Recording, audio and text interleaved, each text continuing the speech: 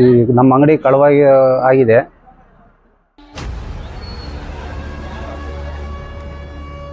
ಒಂದು ನಮ್ಮ ಈ ಸರ್ಕಲ್ ಅಲ್ಲಿ ಕಳ್ತನ ಆಗಿರ್ಲಿಲ್ಲ.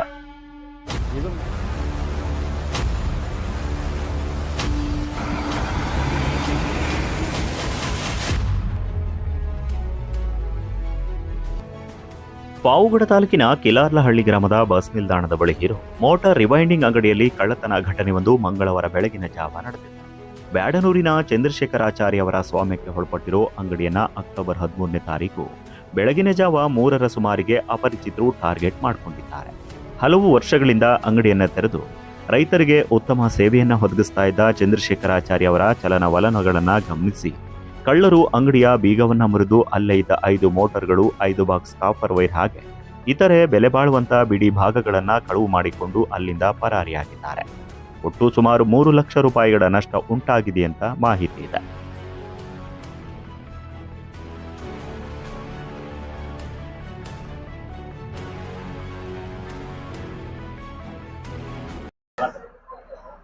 ಈ ನಮ್ಮ ಅಂಗಡಿ ಕಳವಾಗಿ ಆಗಿದೆ.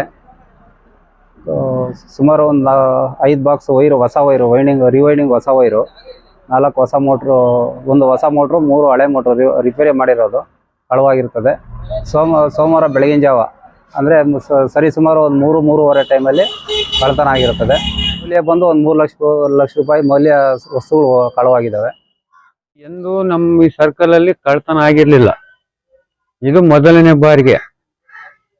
ಇದು ಪೊಲೀಸ್ ಇಲಾಖೆಯವರು ತನಿಖೆ ಮಾಡಬೇಕು.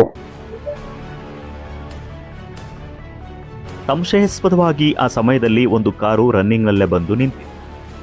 ಅದರಲ್ಲಿ ವಸ್ತುಗಳನ್ನ ತುಂಬಿಕೊಳ್ತಾ ಇರೋದನ್ನ ನೆರೆಹೊರೆಯವರು ಗಮನಿಸಿದ್ರೂ ಕೂಡ ಕಾರಿನ ವಿವರ ಅಥವಾ ಕಳ್ಳರ ಗುರುತು ಸ್ಪಷ್ಟವಾಗಿಲ್ಲ.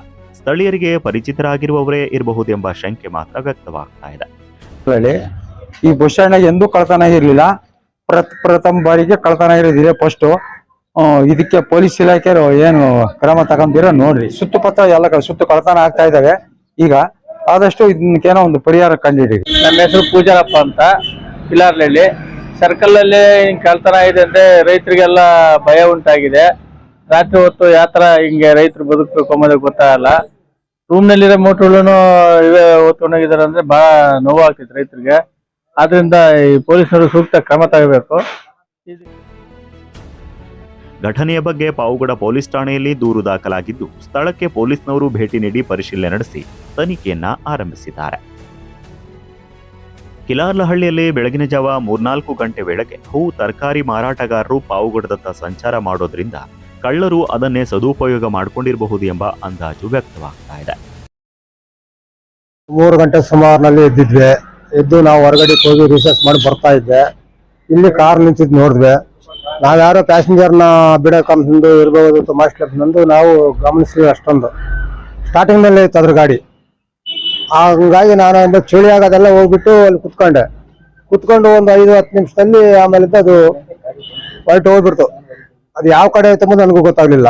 ಆ ಕಡೆ ಕಳುವಾಗಿರ್ತಕ್ಕಂಥ ನಮ್ಮ ಚಂದ್ರಪ್ಪ ಅವರಿಗೆ ನ್ಯಾಯ ಒದಗಿಸ್ಬೇಕು. ಇದೇ ತರ ಎಲ್ಲೇ ಆಗ್ಲಿ ನಮ್ಮ ಸುತ್ತಮುತ್ತಲ ಹಳ್ಳಿಲಿ ಕಳವಾಗಂತವ್ರಿಗೆ ನ್ಯಾಯ ಒದಗಿಸ್ಬೇಕು.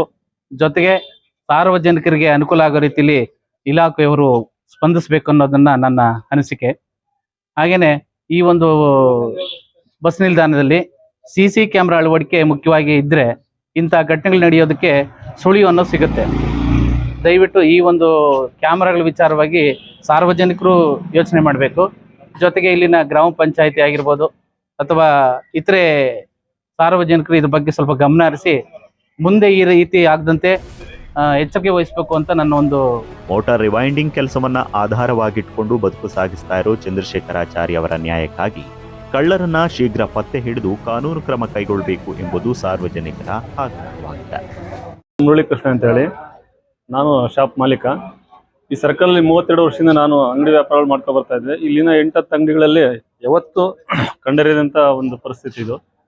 ಯಾವತ್ತು ಕಳ್ಳತನ ಆಗಿರೋದು ಜೀವನದಲ್ಲಿ ಇದು ಮೊದಲನೇ ಸರಿ ನೋಡ್ತಾ ಇರೋದು. ಶ್ರೀ ಲಕ್ಷ್ಮೀ ವೆಂಕಟೇಶ್ವರ ಸಪ್ತಗಿರಿ ಎಲೆಕ್ಟ್ರಿಕಲ್ ಅವರು 20-22 ವರ್ಷದಿಂದ ಬಂದು ಇಲ್ಲಿ ರಿವೈಂಡಿಂಗ್ ಶಾಪ್ ಮಾಡಿಕೊಂಡಿದ್ರು. ಅವ್ರಿಗೆ ಯಾವತ್ತು ಈ ತರ ಘಟನೆ ನಡೆದಿಲ್ಲ, ಯಾವತ್ತು ಈ ತರ ತೊಂದರೆ ಅವ್ರು ಅನುಭವಿಸಿರ್ಲಿಲ್ಲ. ಸೋಮವಾರ ಪೊಲೀಸ್ ಇಲಾಖೆ ವತಿಯಿಂದ ಅವ್ರಿಗೇನಾದ್ರು ಸೂಕ್ತ ಕ್ರಮ ಜರುಗಿಸಿ ಬೇಗ ಅವ್ರನ್ನ ಹಿಡಿದು ಅವ್ರಿಗೆ ನ್ಯಾಯ ದೊರಕಿಸ್ಕೊಳ್ಬೇಕಂತೇಳಿ ಹೇಳ್ತೀನಿ. ಮುಂದೆ ಇಂತಹ ಘಟನೆಗಳು ನಡೆಯದಂತೆ ಪಾವಗಡ ಪೊಲೀಸ್ನವರು ಜಾಗೃತಿ ಹಾಗೆ ಮುಂಜಾಗ್ರತಾ ಕ್ರಮಗಳನ್ನು ಜಾರಿಗೆ ತರಬೇಕು. ಇತರೆ ಕಾರ್ಯಕ್ರಮಗಳು ಕೂಡ ಮಾಡುವ ಅಗತ್ಯತೆ ಇದೆ. ನವೀನ್ ಕಿಲಾರ್ಲಹಳ್ಳಿ, TVN ಪಾವಗಡ.